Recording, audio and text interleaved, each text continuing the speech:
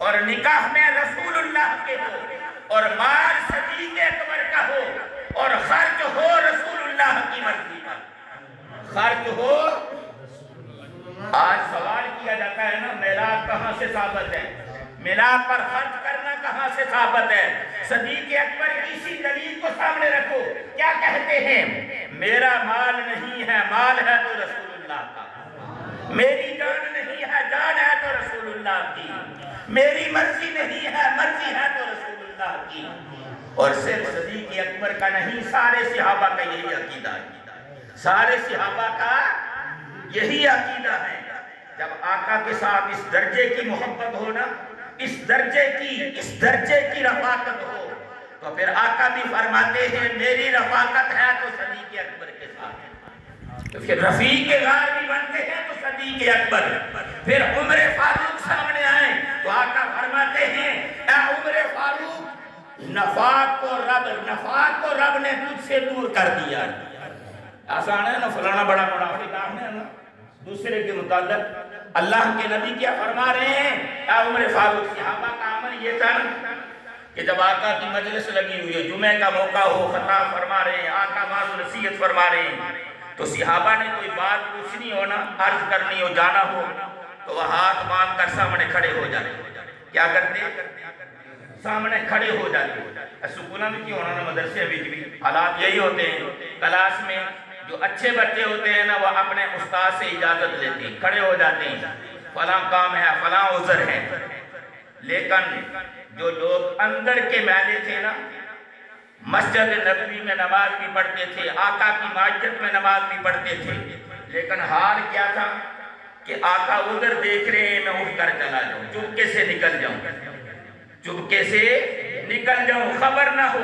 قرآن صحابہ کے اس عمل کو بیان کر رہا ہے کہ میرے نبی کے وہ ہیں کہ جو آقا کے سامنے کھڑے ہو جاتے ہیں اور آقا کی اجازت کے منتظر ہوتے ہیں، آقا فرمائیں گے تو اٹھ کر جائیں گے۔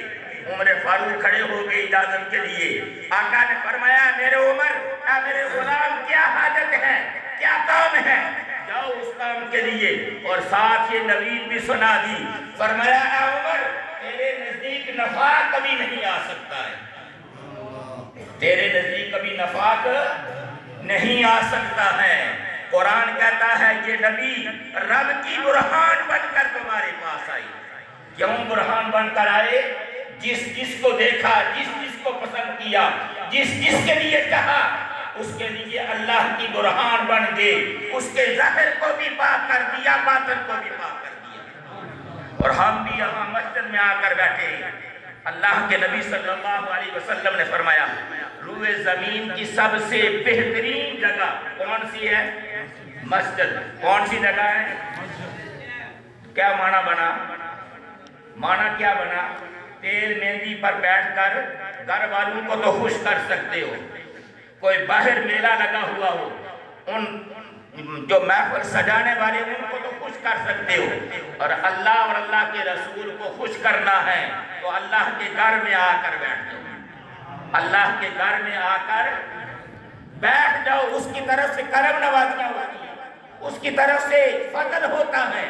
اور کتنا بڑا فضل ہے کہ میں نے آپ کو کہا جو بندہ وضو کرنے سے پہلے بسم اللہ والحمدللہ پڑھتا ہے، جب تک اس وضو کی حالت میں رہتا ہے، کوئی گالی گلوچ نہ کی ہو، کسی کو برا بلا نہ کہا ہو، تو اس وضو کی حالت میں جتنے گھنٹے رہے گا، فرشتے اس کے نامہ اعمال میں لکھتے کیا ہیں کہ یہ ذکر کر رہا ہے۔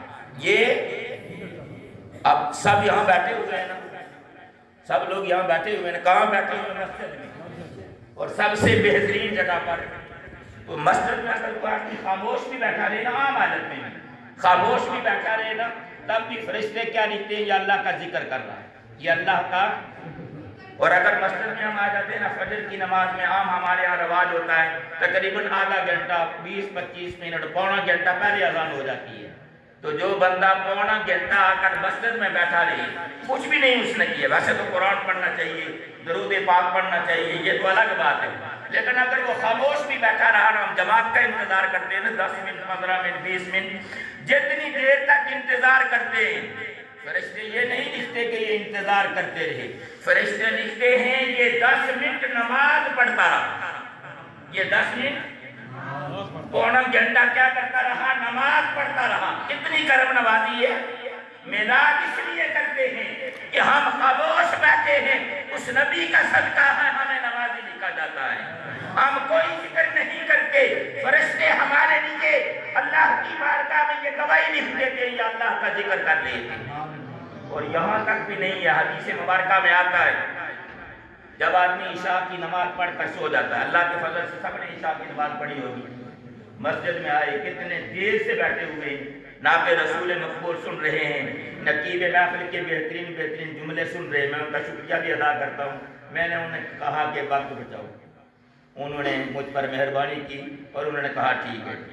سمجھ دو مراد کیا تھی کہ اور 10-15 منٹ لگ جائیں گے، لوگ تنگ پڑے ہوئے ہیں کہ وقت سے، اور اگر ہم فجر کی نماز ادا نہ کریں تو ہماری اس محفل کا کوئی فائدہ نہیں، کیونکہ فجر کی نماز فرض ہے اور یہ بہتر عمل ہے، اچھا عمل ہے، فضیلت والا ہے، فرض نہیں ہے، فرض نہیں ہے۔ عشاء کی نماز فرض ہے، فجر کی نماز فرض ہے، تو کتنی بڑی کرم نوازی ہے، ہم عشاء کی نماز ادا کرتے ہیں اور پھر جلدی سو جاتے ہیں کہ فجر کی نماز ادا کرنی ہے۔ فرشتے نامہ اعمال میں کیا لکھتے ہیں؟ یہ پوری رات ذکر کرتا رہا، یہ پوری رات، یہ کرم نوازی کم ہے۔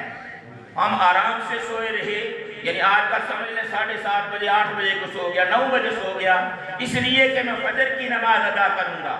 اور اگر کسی پر رب کرم فرما دے تہجد کی نماز کی عادت پڑ جائے، تہجد کی نماز کی، رات کے وقت لوگ سوئے ہوئے ہوتے ہیں، وہ اپنے رب کے ساتھ باتیں کر رہا ہوتا ہے، وہ تنہائی میں رب سے معافی مانگنے والا ہوتا ہے، وہ استغفار کرنے والا ہوتا ہے۔ علماء فرماتے ہیں رب اس کے چہرے پر نور کی رونق عطا فرماتا ہے، نور کی رونق عطا فرماتا ہے تہجد کی نماز ادا کرنے کی وجہ سے۔ اور اگر کوئی بندہ عشاء کی نماز پڑھ کر لیٹ جائے تو حدیث مبارکہ کے مفہوم کے مطابق فرشتے اس کی چرپائی کے قریب کھڑے ہو جاتے ہیں، فرشتے اس کی چرپائی کے، اور کرتے کیا ہے؟ اس بندے نے عشاء کی نماز ادا کی ہے اور نعرہ کیا لگایا ہے؟ چک نکا کی مسجد میں بیٹھ کر کہتا تھا غلامی رسول میں موت بھی قبول ہے، غلامی رسول میں موت بھی، اور یہ فجر کی نماز بھی ادا کرے گا تو وہ فرشتے اس کے لیے مغفرت کی دعا کرتے رہتے ہیں، فرشتے اس کے لیے مغفرت کی دعا کرتے رہتے ہیں۔ فرمایا برہان من ربکم، یہ رب کی برہان بن کر تمہارے پاس ہے، رب کی دلیل بن کر، رب کی دلیل بن کر آئے کیسے ہیں؟ حسن دیکھیں تو میرے مصطفیٰ کا، نور دیکھیں تو میرے مصطفیٰ کا، سارے کمال ادب کے دیکھیں تو میرے مصطفیٰ کا۔ آپ نے سنا ہوگا کہ حضرت